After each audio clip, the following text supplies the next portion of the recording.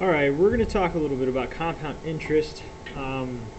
Please forgive the distraction in class today. Uh, here's what I was trying to say.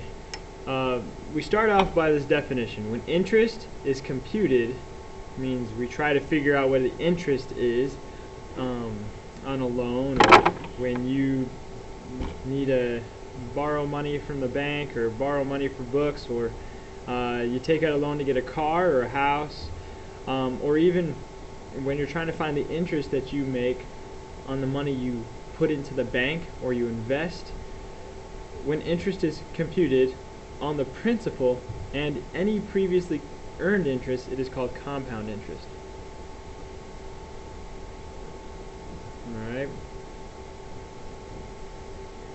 So, in order to understand a little background behind what compound interest is talking about and where we're going, this is a real application. It involves two pieces that you need to understand in context. Okay? So, let's use a hypothetical situation. Let's say you're going to college and it's your first year in college. You don't really know what to expect, and you find out you have to pay $500 to purchase your textbooks. Alright, so it's $500 to purchase textbooks. This is what we would call the principal amount. Alright? The principal is what we start out with. It's our starting value. So if I put that here, principal is our starting amount.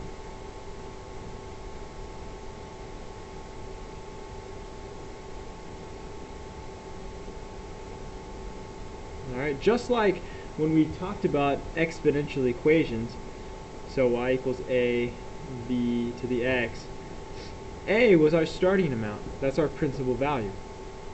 Alright, so you're starting out with $500. That's what you need to buy your textbooks.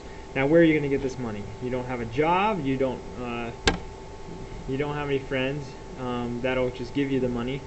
So you go to your parents, and if your parents are really nice, they might give it to you. But unfortunately, your parents are like a little distrusting of you, perhaps from other choices you've made in the past, and say, okay, I don't mind giving you the $500, but you need to pay us back. And we will do a 5-month payment plan. So I'm going to number the months here.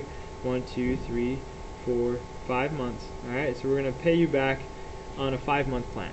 Alright, every month I want you to pay us $100 back.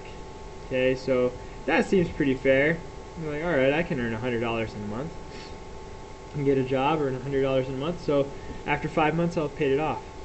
Well, let's say you actually had like an evil Uncle Scrooge, or maybe you even went to a loan shark, somebody who's like, hey, I got $500 I don't mind giving you, but they don't mind getting it back, but their argument is, hey, I just gave you $500.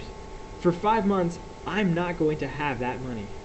So, I don't just want my $500 back. I want a little extra. I want some interest. I want you to pay me so that I can loan you the money you need to get your books. So, he's a pretty bad shark. So what we're going to do is he is going to charge you not just $500. He doesn't just want that much money back. He wants 10% every month per month. Alright? He wants 10% for every month he goes without any of his money. Alright? So let's say that first month it comes around, you pay him the $100, but you owe him 10% of whatever you owe, or whatever you have taken out. You took out $500, so you owe him 10%, so what, $50. So that's $150 that you paid him for that first month. Well, second month comes around, you're thinking, this isn't so bad, I'll just pay him another $100, and voila. I will only owe him $350, and then I'll pay $100, so that's $250. But that's not quite right. He wants his $500 plus 10%. So this $50 doesn't even count towards the $500 that he lent you. That $50 goes strictly to him.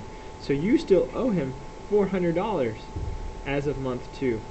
So on month 2 you owe him $100 plus $40 of interest. That's 10% of $400. Well, that's less than last month, So you're thinking, okay, that's not so bad. Well, this month again, you still owe him $300, and you're not making money any quicker. So here you go, $130 goes to him. And let's say this continues on for all 5 months. You pay him back, all his money is given back to him, and you're like, alright, so I did that much, right? Well, you have one problem.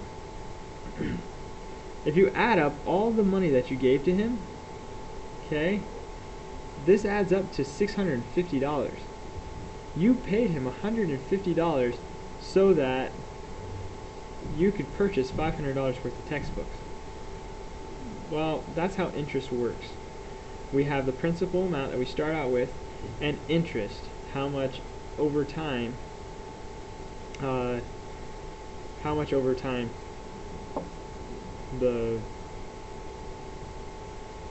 loan is earning on it, and how much you're paying. And this is a true principle for a house or a car. You borrow a certain amount, but you end up paying so much more than what you intended to borrow. Okay, so there's your application. Let's talk about this in a little bit more deeper context. Okay, so I'm going to set that aside, and we're going to look strictly at compound interest. All right. Now I'm going to stop this video because this is that was strictly for you understanding the context of this, and we're going to go into how to fill out these notes. Okay.